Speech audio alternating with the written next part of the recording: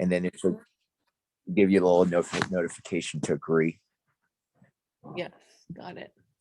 All right. Well, welcome, guys. Thank you for spending the time. I'm very excited about the show on Friday, right? Can you tell us a little bit about what we can expect on Friday? Introduce yourselves and let me know what Friday is going to look like. Well, Friday will be empty because the show is on Saturday and Sunday. But sorry, I meant Saturday. Yeah. Saturday the 28th. Yes. Yeah. And the 29th. Yeah. And Sunday the 29th. Wonderful. Yeah. So I mean, the first show is actually going to be me and George Wang. George Wang couldn't be here, but me and him are good friends. We're both skateboarders and stuff, so it's really cool that we're both on the same show, filming our first specials, and yeah, it's really good. Wonderful. And what does the skateboarding, Eli, have to do with the humor? Is that part of your shtick? Is that geared towards that audience? I wouldn't say, but I mean, I think it helped shape my personality, and we're not necessarily the normal straight edge, I guess, Asians or whatever. So we have a little hip, in our step, I guess you would say. And yeah, it's just, that's just how I met him. So that's why I bring it up. And he's actually a skate coach now. And I just been skating my whole life. So, but as far as my comedy, I just talk about, personal stories. So most of my stories are just exaggerated truth. And I find that, I guess the truth is the most funny. So I just try to stick with that. And yeah. That's great. Okay. And let's, how about Nishy? Want to hear from you. Are you going to be on Sunday night, or when are we going to be able to hear you?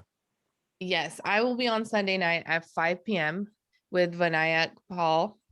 And we're both the token brown people of the token Asian people that are going to be on the show. So he's pretty cool. He opens for Russell Peters everywhere. And I am a new mom. So I thought about strapping the baby on and then performing, and I'm like, they're going to look at her. They're not going to pay attention to me. So I decided not to do that. Yeah. Great. So I'm assuming most of your routine is going to be around, being a new mom. A part of it is, but a lot of it is about my immigranthood and my just like overall being a third world person, but also bougie at the same time.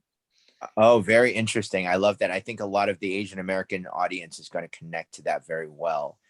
Thank you for sharing. And we also have Jiaoying Summers with us right now. Hi, Jiaoying. Marc, how are you? I'm good. Can you tell us a little bit about yourself and when you'll be on? Yes, I'll be on, I think, the 29th Sunday, 3 p.m. with Ling San.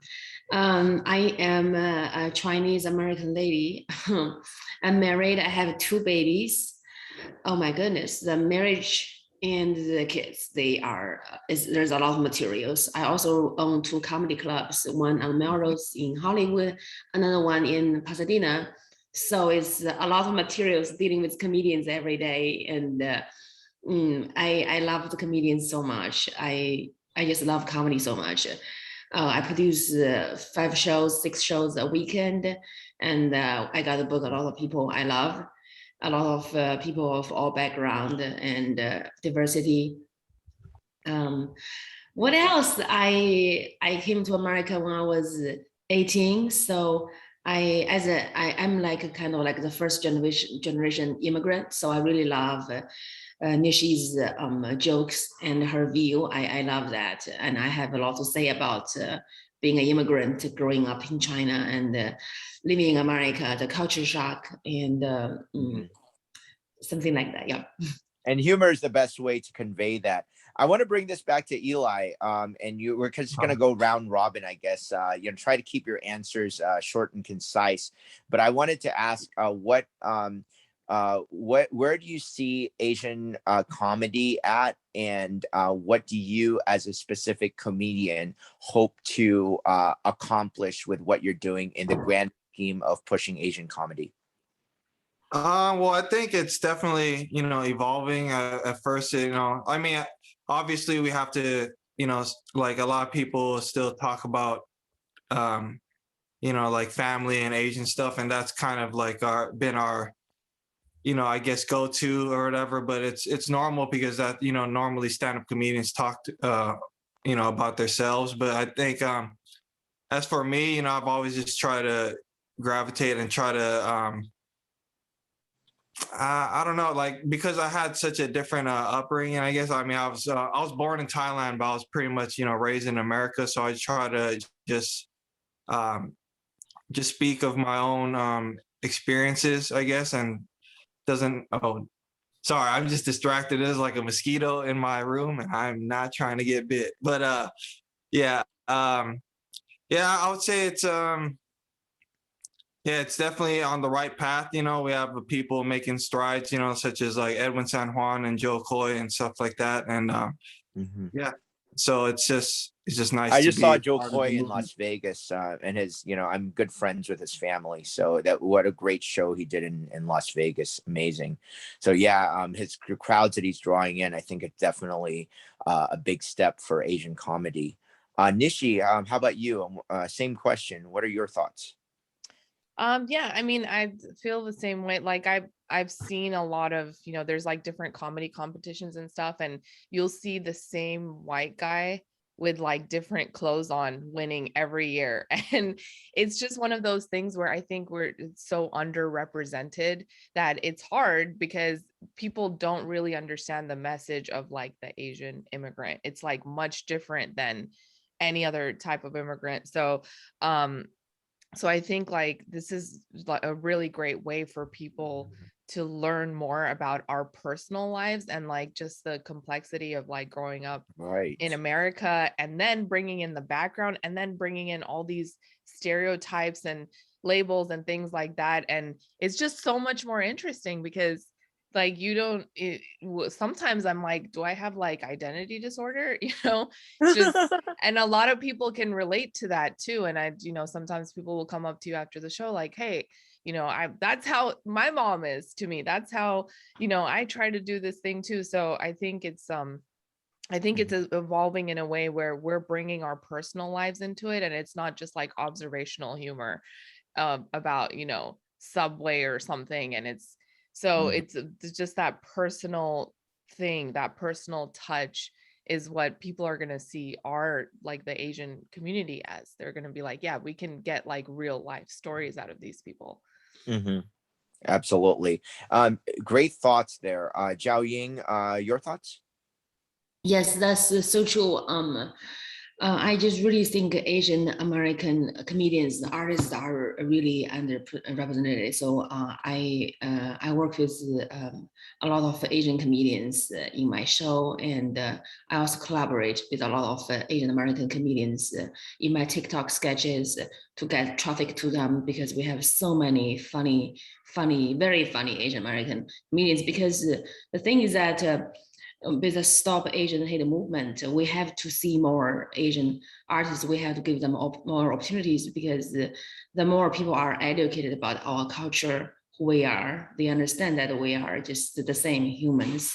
Therefore, I feel like our comedy InvAsian 2.0 is tremendous. It's amazing because not just me and my fellow comedians, we have an opportunity to speak, to shine as a comedian, also through our humor, our experience. People understand us more and our culture more. I just feel like racist is because the people are just not educated and they don't have Oh, the agree chance with you. to be on stage. That is such a great statement. And I think humor is a thing that binds people together and allows us to reach new people and break down all the negativity of racism. And, what you guys are doing are really being frontline warriors in cultural integration. So thank you for what you're doing. Now, I wanted to bring it back to Eli. I know everyone's kind of talked a little bit about their personal Asian background. Like I gather you're Thai American, Eli. Yeah. Each of you are from a different Asian background. I wanted to ask you specifically what makes we've talked about the similarities, but what makes your background unique, and how does that come into your routine? Well, I'm actually mixed with a whole bunch of different things. My dad's actually what do you call it? He's Mexican and Filipino, and my mom is Thai and Chinese. So out of four things I am, I'm three, mixed. But it's yeah, just growing up with that diversity within my own family, and also, I'm from Cerritos. There's, my school had a variety of, different ethnicities, and just different Asian ethnicities within that. So yeah, I mean, it's I think it just plays a part. I just grew up around many cultures, and I think that just shaped who I was as well. Great, great. And how about you, Nishi? Oh, well, now that you asked, I don't want to go into my routine, but I talk a lot about it in my routine. But I was born in Kashmir, which is the disputed territory between Pakistan and India. So I had like no nationality, and I was like born in a war zone. And my dad was in the military. So like he took us out of that situation, and we came to America to live with basically we lived in an immigrant house, which is like 50 people living in one house. And we're all trying to get like green cards and stuff and find rich white men to marry or whatever. But it just turned into like this whole like for me it's a lot different, because a lot of like Indians and Pakistanis, most of the time they have money. They come and they start businesses, and they're like really smart, but like my family was not at that level. So they had to like really, start from the third world and then move up to the first world.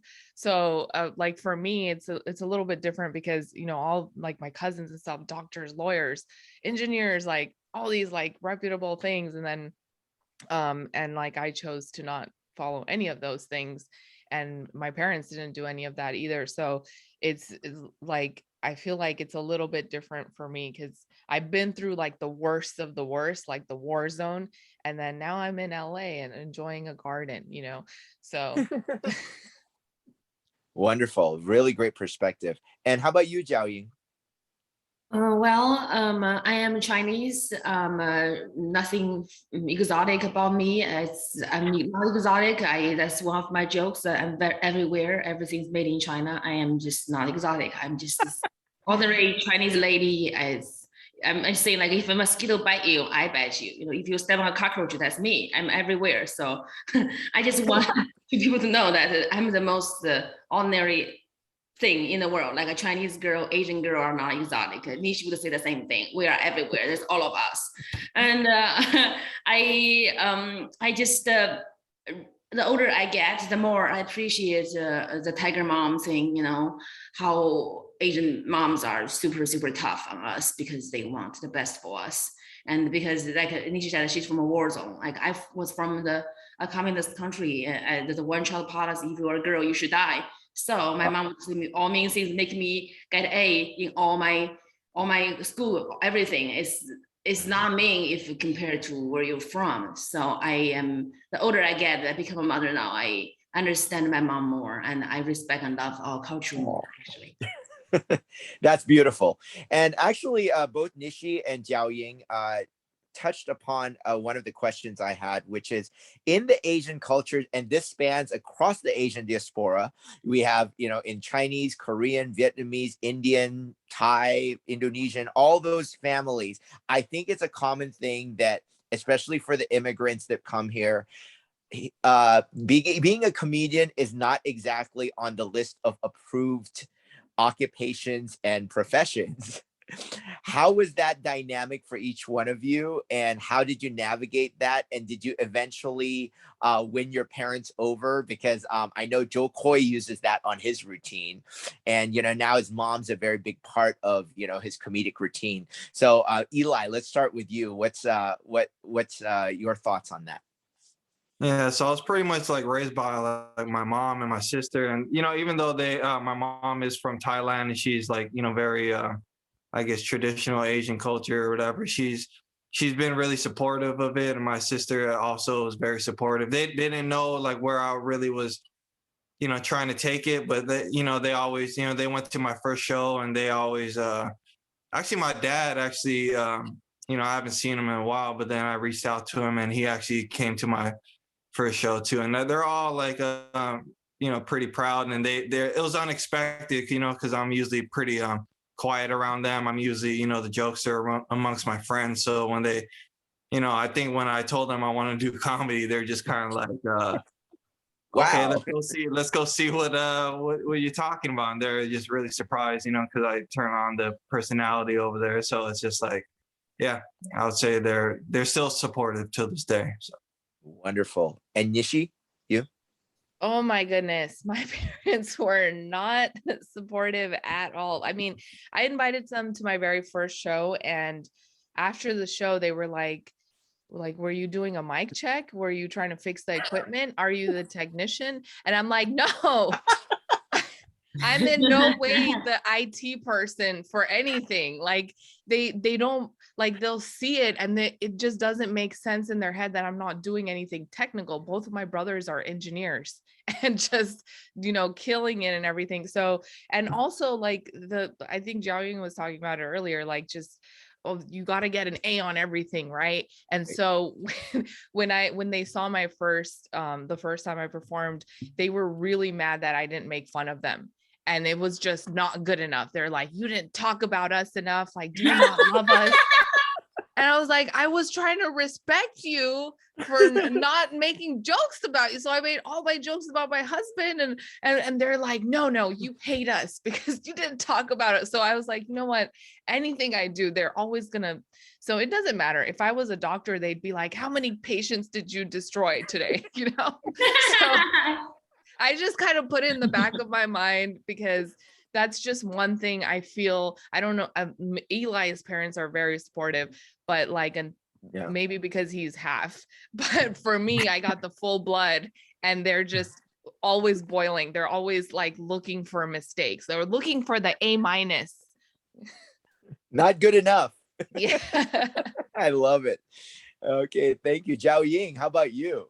Oh my goodness. My mom, she does not understand that I would. Well, actually, I mean, Chinese mom.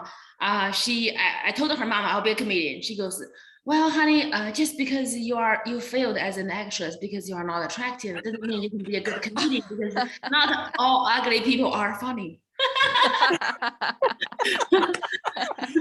For the record, you're beautiful, by the way. Thank you. I mean, wow. But yes, that is. So I got to tell you, one of my friends who I'm bringing, Joy Chen, I think you'll meet her. She is my board director, and she cracks me up because her parents were like this as well. And the dad said, it's not that you're not pretty. It's just you're not unique looking enough to get entertainment. And that always stuck with me. I said, oh my God, Chinese parents can be so savage. Oh yeah. It is amazing. Like, I would never say that to my kid. Like, that is terrible. That is earth-shattering right there. I would never say that to my son, because I don't want him to be traumatized and become a comedian. Exactly. Oh, I love it. Okay, so one of the last questions I have for you guys is there's a lot of stereotypes on Asians, and what's very sad is Harvard University actually and Yale have these standards when admitting college students that we're actually low in the likability factor. They ding us so that they can get other races in. So Asian and Indians, we achieve so much because of our tiger parents. And that is something that really hit me last year when it was revealed in the news that they have these likability metrics that they use for admission. And I think that's what you guys are doing so well in the culture front, is to do something that, first of all, our parents disapprove of, and then you're being brave enough to go out there and put yourselves out there. Can you talk a little bit about these stereotypes, how you guys feel about them, and the best way to combat them? Eli. Well, honestly, I don't. I didn't even know about that, because like likability is actually like one of my strongest. I don't know, I guess strengths. I'm not even funny, but I'm likable on stage, so people like me and they kind of gravitate towards me. But I would say, like, I think it's just like you said, we have like a negative a bunch of negative stereotypes, like, oh, we're always like, hardworking, which is actually not even a bad thing, It's a good like to thing. be a hard worker and smart and stuff like that. But I don't know, maybe people are just envious in a sense. But all I Yeah. would say is just keep approaching everything with honesty and compassion, and just keep doing us, because there's nothing, we don't have to prove anything to anybody, and then it's already hard enough to prove stuff to our parents, so maybe that's maybe just that whole pressure is just it makes it hard to just like ourselves, and then so we can't radiate that love to everyone else. But yeah, I would say just keep being honest, and just keep doing us. It's not really anything else we could do, just be ourselves. That's beautiful, Eli. I'm going to quote you on that with my write-up. But let me clarify the question a little more. In the world of entertainment, Asians are notoriously underrepresented. Oh, And yeah. that is something that I know is, different. And what you guys are doing is trailblazing. Real quick, Eli, any quick thoughts on that before I move on to Nishi? Yeah, I mean, I think it's a lot of like typecasting. Like I went to an audition one time, and I was just, it was for a tattoo artist, and some guy was like, I was just talking the way I do, and he was like, no, not the cool Asian. We need you. I was like, oh damn, they want me to sound like ching chong ching, all that stuff. So I guess with Crazy Rich Asians, coming out and stuff like that, and then also my boy Jimmy O Yang, doing his thing. Like they're starting to see that we do speak English, and we are we're not just me love you long time, so like I think we're making good strides. And I think that Marvel movie just came out. I don't know if that's stereotypical, but that's good that we're making breakout roles as far as and even in the superheroes. So yeah, to just be seen as a hero, and just keep pushing it forward. And I think even with this comedy special, we're going to see a lot of variety in our stories, and to show that we're people too. I love it. Nishi, any thoughts? Yeah, to be honest, I forgot the question. Something sorry. Yeah, about stereotypes and how to combat that, How and to also combat them. especially in the entertainment industry, how we're so underrepresented. How do we fix that, and what can we do practically besides Okay. supporting InvAsian? Yeah, besides supporting. Okay, so no, sorry, I got lost in Eli's speech. I was like, this is real, this is true.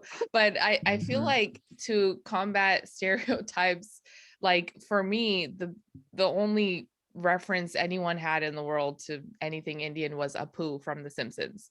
That's it.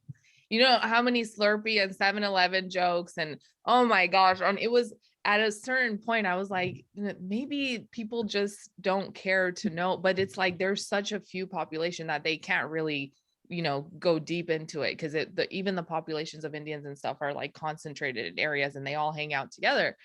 But I feel like just combating the stereotypes, it's going to be a lifelong battle, because we look different and we act different, and we're going to take a piece of our parents with us, and it's going to keep getting passed on. So we're not all trying to be like the basic white girl, you know what I mean? Like, so I think like like whenever I get some kind of stereotype or something, like I just do more of it.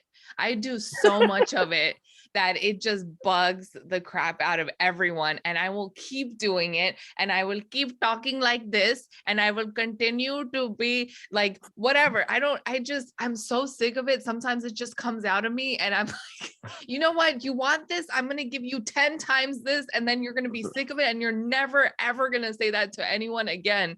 And that has happened several times where they'll be like I think somebody asked me once, they were like, are you the 9/11 type of Asian, or are you the 7-Eleven type? And I was like, well, I'm neither of those, because I don't do math. Like, just I can't do, like, if you give me your taxes, you're going to go to jail, because I will mess everything up. So I think it's just the thing of like, if you don't fit into one stereotype, then you go to the other. So why not just be the best version of your own stereotype and just keep doing it? Because eventually people are going to get tired of it. And then they're going to see, after things like InvAsian, they're going to be like, wow, there's actually richness behind these stories. And like, we better watch what we say, because if I close my eyes right now and I listen to Nishy, she sounds like Cher from Clueless. She doesn't sound like the guy from the Quickie Mart. So. Powerful, so powerful. And that your Indian accent obviously is so natural and amazing. I just want to hear you talk like that, like 10 times more. But Jiaoying, your thoughts on stereotypes, busting them, and what we can do? Yeah, and my first open mic, there's a guy, he's like, why do you look like the Vietnamese horror from Full Metal Jacket? I said, because me so funny, motherfucker. Crazy, they ask us crazy things. I was shocked, actually. I just when I heard Nishi about the 7/11, 9/11, I'm like, wow, that is so mean and natural. Like, they literally make a poem about the racist shit they ask us. I have a guy, he's like, I'm just very curious, like, are all Asians cheap? I'm like, okay, no, it's just the Shanghainese, they are cheap. Because my husband's from Shanghai, so. Oh, that's hilarious. It's crazy the thing they ask us, and we have, and Asians, we are educated by our parents to not cause trouble. The best thing for us to do is to do good at school and become a doctor, lawyer, or a businessman and make a lot of money. So that's the best revenge. And you don't say things. We don't have a lot of crazy comedians on stage telling them you suck, bitch. Because that's why it's so important for what we do, is that we protect the quiet Asians. You can be high achievers, but the point is that people still call your kid Pooh and Chink in school. You can be a daughter, a son of a fucking doctor, lawyer. Like, it doesn't matter. The kid is gonna grow up traumatized. And the stupid shit they call, oh, there's no sexy Asian man. I'm like, are you blind? Asian men don't have hair on their chest, bitch. Like, we are sexy. Oh, I love that. Thanks for thanks for hitting all those things that are very tough to talk about, and I think that's where humor allows us to talk about the very tough things that no one else speaks of, and to really educate and wake people up, because they may be hearing certain perspectives for the first time from you guys. So I just love the bravery I've heard today. So I want to end this today by giving you guys each the floor to talk about your individual projects, because I understand that InvAsian is just a time when individual comedians like you guys get together and basically donate or collaborate for a common cause. But I think each of you has your own career and your own projects that you are working on besides InvAsian. So I want to hear about those, and maybe plug your website and tell us where we can find you and how to follow all your respective journeys. So we'll start with Eli. Well, yeah, I've actually, hit a little slow down with this whole COVID stuff, but, I'm starting to pick things back up. I might start posting more Instagram videos, just try to get, on Jiaoying's level. But yeah, man, you can catch me at I'm Eli Nicolas. That's Nicholas without an H. And once again, at I'm Eli Nicolas. And yeah, I'm always doing comedy shows. I actually have one tonight out in Huntington Beach, and, in preparation for the show. So yeah, if you guys happen to get out there to the show on August 28th, just know that, you're going to hear 12 years of hard work, and just in my little story, my own, packaged, packaged story about Eli Nicolas. And, hopefully I'll be able to just finally get rid of that material I've been using for all these years. And yeah, it'll be a good time. So Eli, where can they find you tonight? And tell us, because I'm going to post this video pretty much right after we're done. Where are you going to be and what time? It's Gallagher's Pub. It's out in Huntington Beach. It's usually a nice little bar, and they're pretty well ventilated, so that's why they're doing pretty well during this whole COVID situation. And yeah, I'm going to be doing my set in preparation for Saturday. So wonderful. And what time is it again? 7? 8 o'clock. Oh, 8 o'clock. Saturday is at 7, but tonight is at 8. Yeah. Is at 8 for, okay, wonderful. Hope people can come to your show. Nishi, tell us about your path, what projects you're working on, what we can expect from you going forward in the future. Yeah, so I just started a TikTok after all these years. I mean, I feel like I'm late to the game, but I do have a show coming out on it'll be streaming on Apple TV. Details coming fall soon.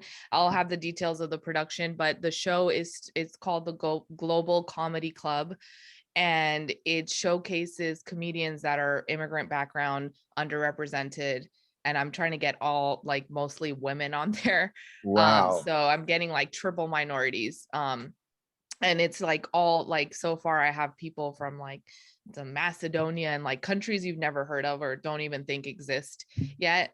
And I'm bringing their stories to the stage. So that's probably going to be completed in December, and then it'll air next year sometime. And that's Global Comedy Club. It'll be on Apple TV.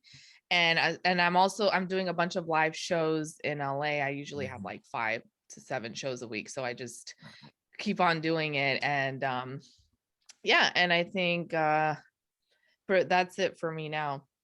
And Nishi, do you know Gali Krupp by any chance? She's a local comedian, and Gali, yeah, I will let me introduce you to her. I don't know if in the chat box you can send me, actually I'd love it if you guys send me an email, because I'd love to just stay connected with you guys. But definitely Nishi, I want to introduce you to her because she may fit right in. She's a female comedian from Israel. Oh, and she awesome. has a hilarious skit. So I think you guys will fit in very well together. So yeah, awesome. Do you have a website for the Global Comedy? Not yet. It's still in production. Okay. It's still we're still getting sponsors and things like that. So once we have all that, it'll be up. Wonderful. And then where can we find you on TikTok and Instagram and all of that? So I'm at Nishy XL, just the letters XL, because I got sick of people mispronouncing and misspelling a white name that my husband gave me. So it's at Nishy XL. And that's also my website. NishyXL.com. Yes. COM. Okay, perfect. Wonderful. Jiaoying. Hi, I am on TikTok as Funny Mom. I just got 1 million followers 2 weeks ago. Thank you. I also own 2 comedy clubs, one in Hollywood, one in Pasadena. So I would like to see if I can sponsor Nishy with her project with my comedy clubs. And what else do I have? I have a feature film I'm producing and starring coming out. My director, he's a Spanish director. He won Cannes Film Festival Best Director. The movie is shooting on October. It will come out next year. What else do I have? I have a clothing line. I'm trying to get rich so I can leave my husband. Yeah, what else do I have? Yeah, I have comedy shows Friday, Saturday, Sunday, including Thursday, every night at 8 in my Hollywood location.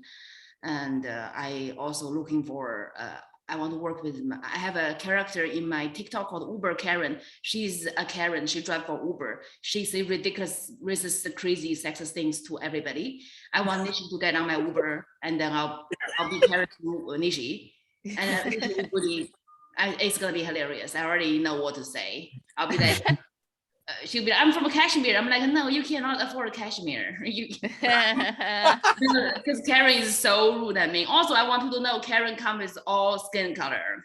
We know a lot of white Karen, but some are different colors. Oh, yes. It's just the bad people are in all shape and form. So this lady, she could be Chinese, but she's just a Karen. She doesn't even know she's Chinese. She hates other Chinese too. So that's one say use my sketch to, because our sketch is 3 minutes. We have 2 strong comedians. We have a lot of things that's deep with culture and background rather than just some basic thing. So that makes you understand more about culture, history, and Karen being racist. Jiaoying, I am so excited. I want to go support this. Okay, can you tell us, you said you have 2 locations, Hollywood and Pasadena. Where are they? Do you have a website? I'd love to plug this out for you. Oh yes, the website is the Hollywood Comedy, the Pasadena Comedy. They are on Instagram called the Hollywood Comedy, the Pasadena Comedy. The Hollywood one is on Melrose and Cahuenga. The Pasadena one is on East Walnut Street with Michigan. Very convenient locations. And then you said the Thursday through Sunday, is Yes. that, am I correct? That you Yes. have shows, so 4 days a week. That is Yes, amazing. I'm on every show. I headline every show, not because I'm funny, because they have to let me. I love it. You're the owner. Okay, you're also a very smart businesswoman. I see, Jiaoying. So, thank you, because we need people with that savviness to navigate and get the industry heard and promoted. So, I am so excited to work with all of you. I think I can probably get your info from was it Mike or Matt that was a publicist, but if you guys want to shoot me an email, I'm Marc, MARC at AIB2B.org. And definitely, Nishi, I do want to connect you with Gali, because I think that will be very fruitful. And Jiaoying, I always have talent come through. I know you're always booking shows, so I'll we'll stay in close contact. And Eli, I'm excited to see you on on your show. I'm definitely going to be there on Saturday. I think I'm going to be there on Sunday, but it just depends on the scheduling. So I'll definitely get to see Eli, who's going to be there on Saturday, and Jiaoying and Nishi, you guys are on Sunday, right? Yes. Both of you. Okay, great. Okay, I will do my best to see you guys. And thank you so much for spending the time and talking to the Hollywood Times. We so appreciate you and everything that you guys are doing to further comedy, and also specifically Asian comedy, which is close to my heart. So thank you for joining me, guys. Thank you Thank so you. No worries. Thank you. Okay, have a nice day. You too. much. Thank you. Bye. Bye-bye.